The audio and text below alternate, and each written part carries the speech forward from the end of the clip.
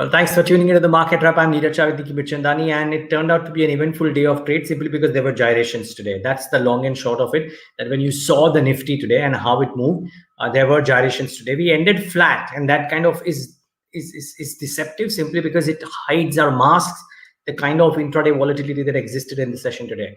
So financials at one end and Reliance at the other. That was the key when it came to the Nifty. Let's pull up the Nifty actually and show you what moved and what not. So you will see what I'm trying to say. Financials at one end. Axis Bank down 2.5. ICICI Bank down 2.5. There was weakness in Bajaj Finserv as well in the session, but finance too had come off a little bit.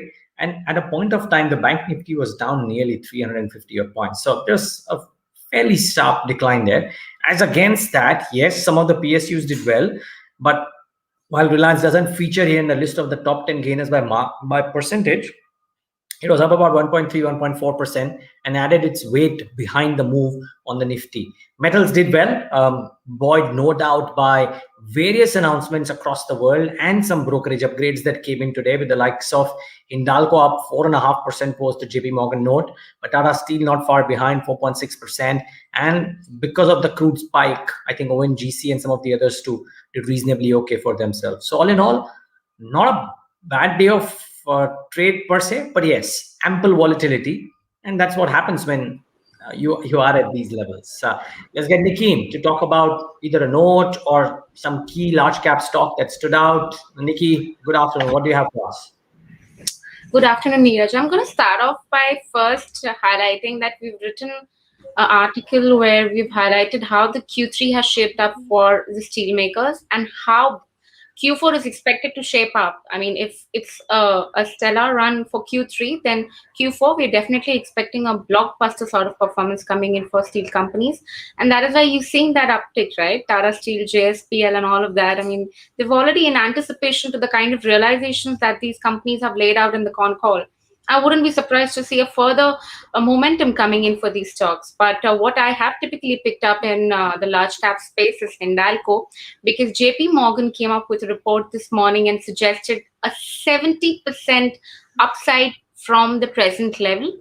Not just in few months, it could be for a span of a next year or 2 year at the most. But it laid out three things. If that happens, definitely the stock is seeing a 500 rupees kind of a target price. A, the global growth story remains intact. Novelis, the downstream subsidiary, has been reporting an EBITDA per ton of 500 per ton for the last 2 quarters. If this, if this kind of performance is sustained going forward too, then you can pretty much see that target happening. Second is if the company manages to generate higher ROEs, because until now the ROEs have been at decade low and they typically have risen only when the LME prices have risen on 2 occasions in the past 10 years. Investment, and the third one is of course the increase of exposure in cyclicals, which has been, this is against the trend per se which has happened in the last 5 years. So increased exposure in cyclicals probably will benefit Hindalco, and these are the 3 trigger points basically which JP Morgan has come out with. But what are you picking up in the broader space, Niraj?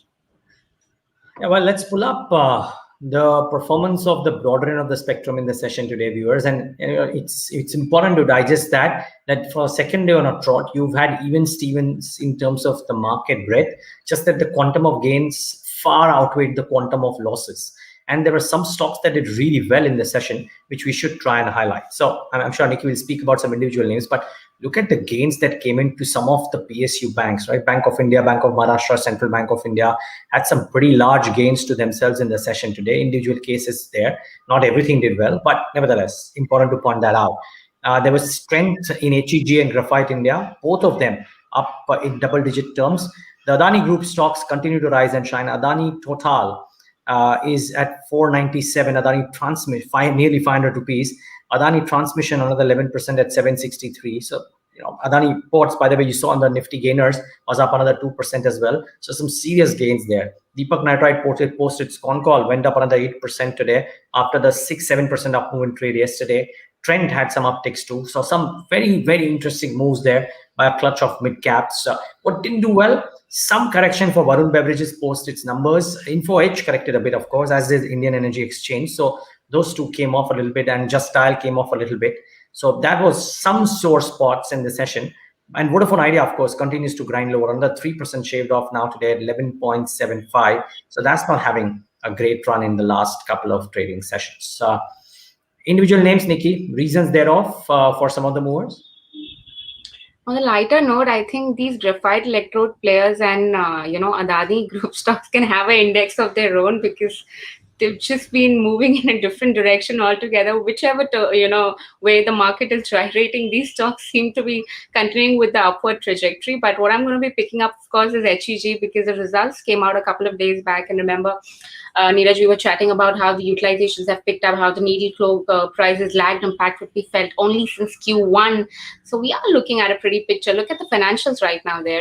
EBITDA, it was a minus 25 crore kind of a figure that we saw in Q2. But in Q3, there was a turnaround, and we saw the operation performance at 24 odd crores. So clearly we're seeing a smart uptake coming in on the financials of the graphite electrode players. The commentary seemed to be encouraging. The exports seem to be shaping up. It's the fifth electrode manufacturer. HEG is the fifth graphite electrode manufacturer that we have across the world. So clearly some share also picking up in terms of the exports market. So clearly utilization levels up. You have more sales coming in.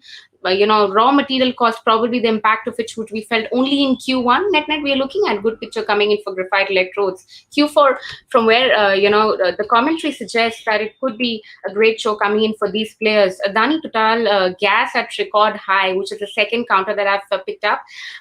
Gains are as much to an extent of 18%, and it's the biggest single intraday gain that we've seen in a span of next, three months altogether.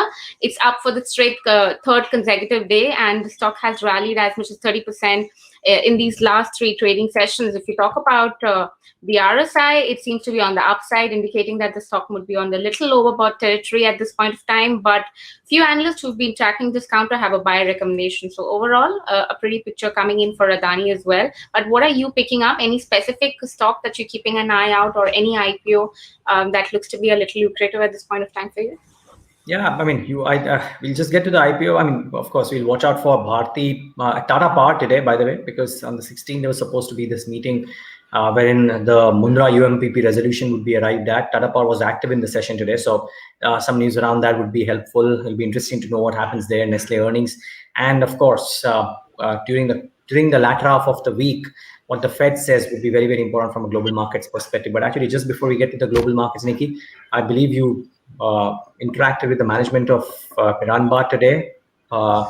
Anything that stood out from the interaction? Sure. I mean, this is the second time that the company is trying to tap the IPO market. Feb 2019, they tried to do the same but couldn't do that successfully. So this is the second attempt. The management said that the operating margins, they're expecting that to remain consistent around that 18-19% for the next 2 years or so. Pretty much some amount of concerns that they had laid out on the RHP side, where they spoke about the related party transaction, one of the group company being a willful defaulter, and of course, the lack of long-term agreements. So these are few concerns that the company themselves have put out in RHP. So this is not a recommendation of any sorts, but just playing out the facts overall. But how are the global markets looking like? Niraj, would you want to have a word on this one?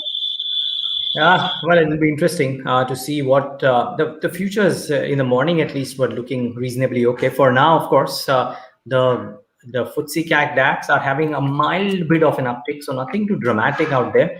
It's mixed really, and diverging from the global risk-on rally. But the futures, the US futures were looking very interesting the last time I saw them. And if those continue to look okay, then it should be fine. It should be all okay from our markets perspective tomorrow morning. But I guess that is something that we'll get to know only when the US markets start trading today. For now, though, from Nikki and me and the team that put this piece together, thank you so much for watching. Have a great evening.